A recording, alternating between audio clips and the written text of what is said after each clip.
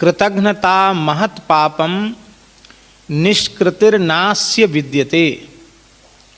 कृतघ्नता इतना बड़ा पाप है कि इसका कोई प्रायश्चित ही नहीं। कृतघ्नता कहते किसको हैं? जानते हैं कृतघ्नता माने? किसी ने हमारे प्रति दया कृपा करुणा करके हमारे दुख को दूर कर दिया, हमें संकट से उबार लिया, हमारा किसी भी प्रकार का हित किया, तो उसके प्रति हमें जीवन पर्यंत हृदय से कृतज्ञ रहना चाहिए। पर जिसने हमारे ऊपर कृपा करुणा की, दया की, हमारे प्रति सौहार्द दिखाया, हमारे दुख को कष्ट को दूर किया,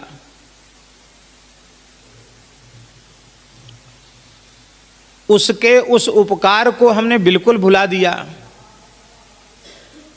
और उसी का तिरस्कार हम करने लगे,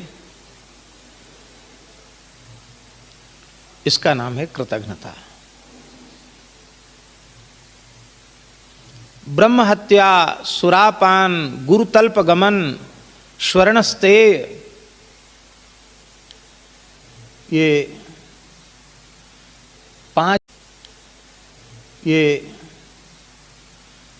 पांच महापाप कहे गए। शुरापान, मद्यपान करना, गुरुतल्प गमन। गुरुतल्प गमन का अर्थ होता है, कुछ माताएं ऐसी होती हैं जो गुरु कोटि की होती हैं, पूज्य कोटि की होती हैं। उन माताओं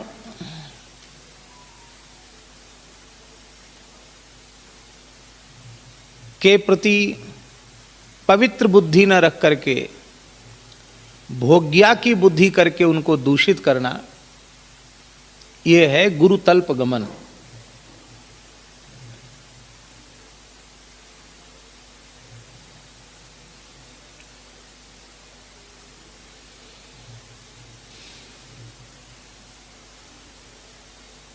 स्वर्णस्ते, सोने की धन की चोरी।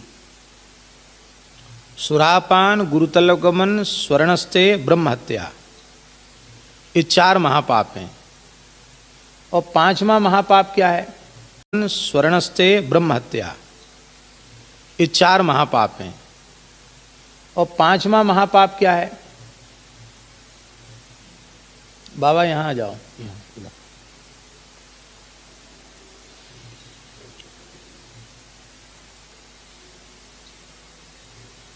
पांचवा महापाप क्या है? तो पांचवें महापाप के संबंध में कहा गया, तत्संसर्गी च पंचमः।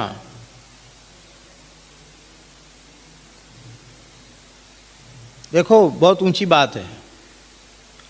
शराब नहीं पीता पर शराबी से प्रेम रखता है, संसर्ग संपर्क रखता है, उसको वही पाप लगेगा। गुरुतल्प गमन नहीं करता, सदाचारी है, पर गुरुतल्प गमन करने वाले व्यभिचारी व्यक्ति का संपर्क रखता है, वही पाप उसको लगेगा।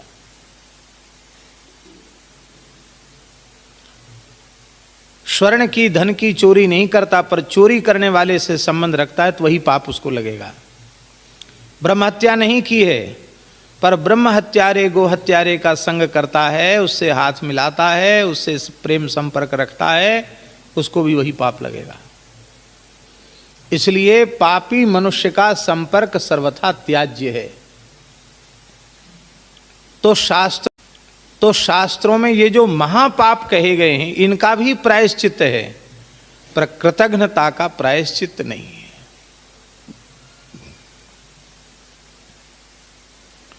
दूसरा है विश्वासघात। ये भी बड़ा भारी पाप है।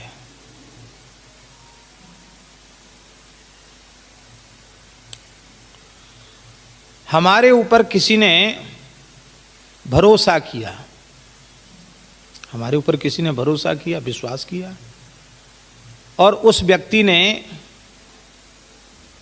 जिसने हमारे ऊपर भरोसा किया, उस व्यक्ति ने निश्चिंत हो करके अपना सर्वस्व उस व्यक्ति को सौंप दिया,